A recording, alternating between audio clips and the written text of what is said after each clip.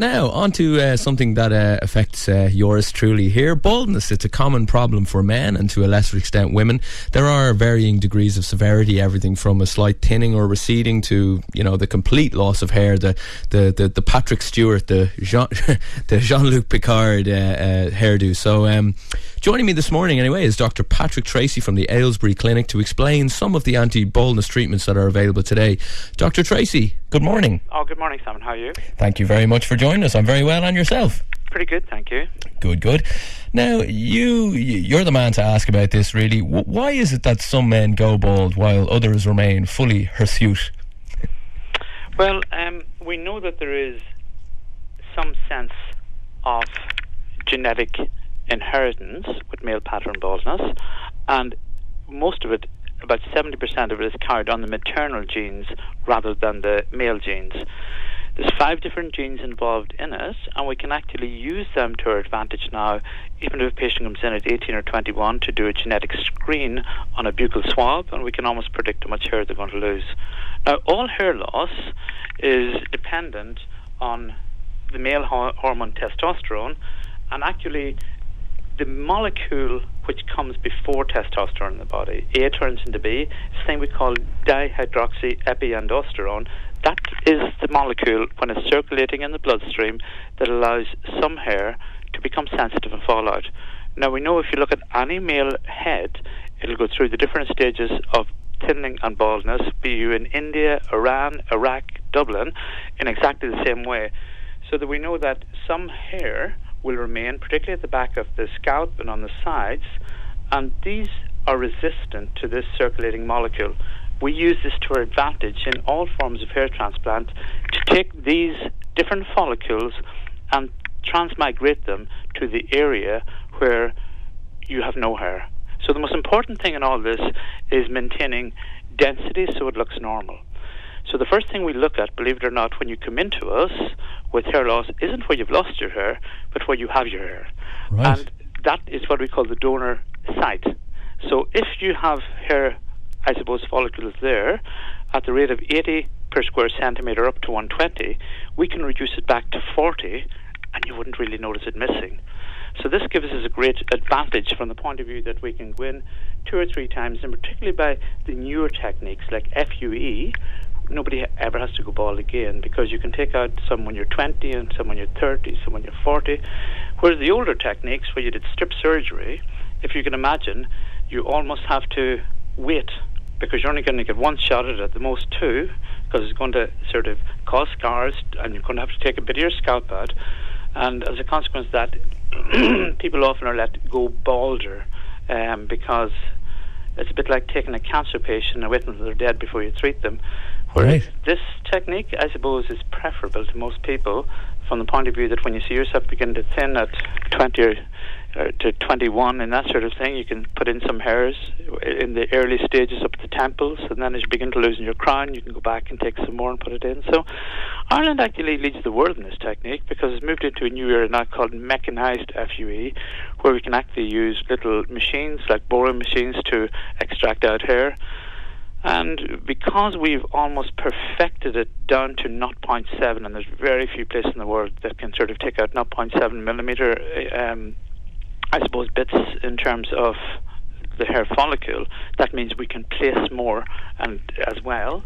And so just to clarify, Dr. Treacy, you're transplanting, your method there at the Ailesbury Clinic is to transplant single follicles as opposed to strips of scalp as such. Is that right? There was a time that people thought that when you transmigrated a follicle, you had to bring over the nerves, the tissue, the sweat glands, the stem cells, and all this as a single unit. And this gave rise to the older method of punching out hair and putting in hair, and you had almost effects like a doll's head where you had plugs. Yeah. Then they realised that actually you don't have to take so much tissue, and this is one of the advantages of, I suppose, strip surgery, that you could actually look and take out less tissue just under a microscope and dissect it.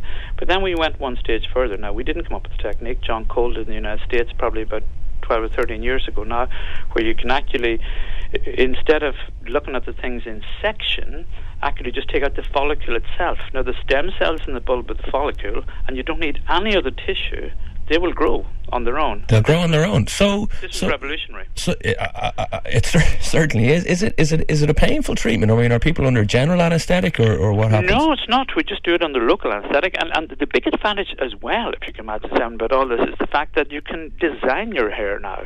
So instead of having things sticking up, you can actually, be taking each follicle, you can place them at the angle that they originally fell out. So you look at the rest of the hair, and if the hair is going to the left or the right, you can design that.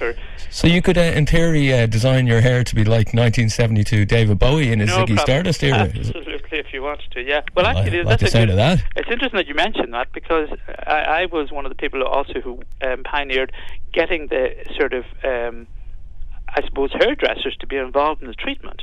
Who better? I mean, they design hair every single day, you know. So if they, sort of can turn around, you can bring them in and sort of they can sit down with the patient and say, "Look, we'd like a little zigzag at the front here or something," and because they're the people who are going to be looking after the patient anyway once we're gone. So not only do you have hair, you've got a hairstyle again, which is a great thing. I just on the actual process itself, you come in for the treatment. Presumably there's multiple treatments for depending on the size of area you're looking to transplant to. But once the treatment has been done, does the follicle bed in straight away, or does it? What happens directly after the treatment? Okay, well that's an interesting point. I suppose if you wanted a full head of hair, you'd have to allow 10 months growth. Now the interesting thing is that hair is at different stages of development at any time within the scalp. There's 4 different stages. There's anagen, there's catagen, there's telogen. Telogen is where everything falls out. Now it seems if we transmigrate follicles all at the one time, and this is probably between 2,500, we've done 4,000, 6,000 almost in the one day, and they're certain procedures, it almost that it resets them, and even though they bed in, after about 3 months they all fall out. But having said that, the sort of bulb still remains, and then the hair starts growing again. So they look good for the first sort of month or two, and then you sort of say, where have all these things gone? What have I paid my money for?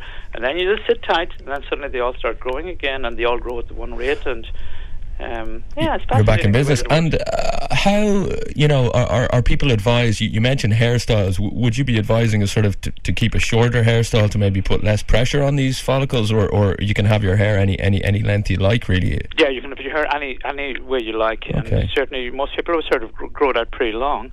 When you come in initially, it's easier for the surgeon to, if you sort of shave your hair back a bit, so that he can see exactly where he's taking it out or putting it in. Excuse me, but that isn't totally necessary. What we can do if somebody has long hair is just, cut out a little bit that we shave down and sort of, work from there, and you wouldn't even notice it. Okay, and just a question on those who are totally bald as opposed to those who are thinning or receding or bald at the back, presumably if you say you're taking donors, you've got your donor hair around the sides and the back of your head, and you can trim that down from 80 or as much as 120 down to 40 follicles per square inch without too much noticing. But you do only have a finite amount of hairs, and you might have quite a lot of real estate on the top of your head there. So do you run out of hair for those who are totally bald? Can body hair be used? Yeah, as I say, we always start and look at where you have hair, and if there's no donor site to begin with, then these patients certainly aren't suitable for hair transplant. Now, we can transplant also hair from different parts of the body, and sort of put it to the head. So you can take, because there may be no shortage of hair there and other places, Yeah, well, there's no doubt about it. I mean, recently in the Bahamas there was a world conference that we had to sort of present at, and I mean, quite a number of the doctors were taking facial hair and putting it onto the head, and also taking chest hair, back hair, transplanting on the head. So this is one of the big advantages, I suppose, of FUE, where you're not cutting out big strips. You can actually just take the individual follicles and sort of let them grow. And of course we can transplant eyebrows as well. Eyebrows? Yeah, quite a lot of women come sort of with alopecia of their eyebrows. Now, some of these patients are hypothyroid, so you have to sort of screen for that, because about 40% of hypothyroid is missed, because it's one of these insidious diseases, a bit like diabetes 2, that it comes on slowly, and even though people, by the time you see them, sort of could be quite tired, fat, skin bad, hair, of course, because it happened over a year or two. They just thought they're getting older. Yeah. And but just getting to the cost of a procedure like this, dare I ask, or you know? No, of course you can. You know, sort of. The interesting thing is that most of the strip surgery methods start about 25,000 and 30,000. Right. But actually, FUE is much cheaper, and it was running at €5 per follicle, and it probably now is down as low as 3. So as a consequence, you probably would get 4,500 hairs for about 12,000, half the price. But most people would probably be looking at about 2,500, to be fair. So average procedures probably are in the region of about 5,000. And anyone out there who's looking to get in touch, how do they contact you, Dr. Treacy? I suppose we have a website at ailesburyhairclinic.com, and our method now has been an Irish success story to an extent. We have clinics in Dubai, Mumbai, we're opening in Sydney, Istanbul, Athens, Belgrade. So it's one of these things that I suppose has been growing on the side, and we have a training procedure for doctors as well, so they fly in from all over the world. Yeah. And the number of the clinic is 01-269-0933. There you go. Dr. Treacy, listen, that's pretty much all we've got time for today. But I really appreciate you coming in and talking. I found it very interesting because, as I said to you, I'm a little bit thin up top myself. I'm not afraid to tell you. So maybe I'm the last of a dying breed. Who knows, Dr. Treacy? Come in and let's have a look and take it from there. Will you give us a discount? Will you go on ahead? Listen, thank you very much, Dr. Treacy. To give discounts in medical procedures, or you could have a medical council on your back. But we'll certainly see what we can do. I wouldn't hope to put you through that one, Dr. Treacy. Listen, thanks for joining us this morning.